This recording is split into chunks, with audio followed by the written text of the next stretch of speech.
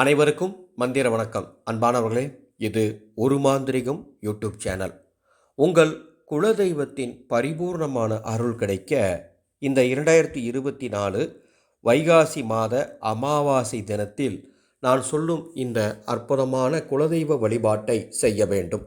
அன்று, அதாவது 6/6/2024 வைகாசி 24 வியாழக்கிழமை, உங்கள் வீட்டின் அருகில் இருக்கக்கூடிய ஏதேனும் ஒரு பெண் தெய்வ ஆலயத்துக்கு போய் நான் சொல்கிறத செய்யுங்க.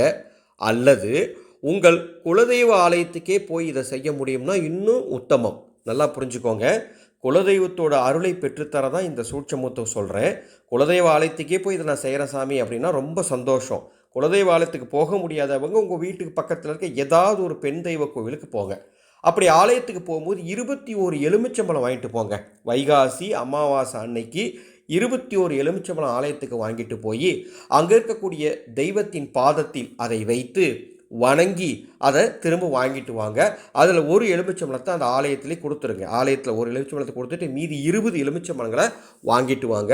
வாங்கிட்டு வந்து அதில் ஒரு எலுமிச்சம்பழத்தை உங்கள் வீட்டுக்கு எடுத்துகிட்டு வந்து அதை அறுத்து பழசாறு போட்டு, சர்க்கரை சேர்க்காமல் பழசாறு மாதிரி தயார் பண்ணி வீட்டில் இருக்க அத்தனை பேரும் அதை குடிச்சிருங்க. மீதி இருக்கக்கூடிய 19 எலுமிச்சைகளை தானமாக தர வேண்டும். அது யாருக்கு வேணால் கொடுங்க, எந்த நேரத்தில் வேணால் கொடுங்க, உங்கள் விருப்பம்தான்.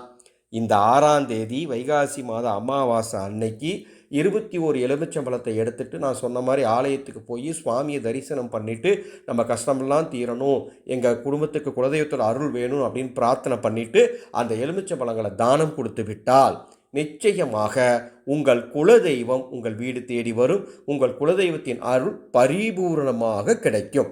இப்படி குலதெய்வம் அருள் உங்களுக்கு கிடைச்சிச்சுன்னு சொன்னால் வாழ்க்கையில் நீங்கள் நினைக்கக்கூடிய எல்லா காரியங்களும் நல்லபடியாக நடக்கும்.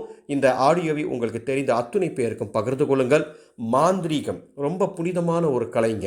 இந்த மாந்திரிக கலையை தற்பொழுது வீட்டிலிருந்தபடியே 21 நாளில் மிக எளிமையான தமிழில் கற்றுக்கொள்ளலாம்.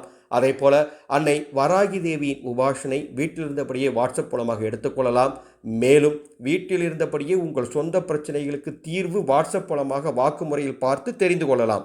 விவரம் தேவையெனில் வாட்ஸ்அப் எண்ணில் தொடர்பு கொள்ளுங்கள். மீண்டும் அடுத்த ஒரு பதிவில் சந்திக்கிறேன். மாக்காளியே நமக.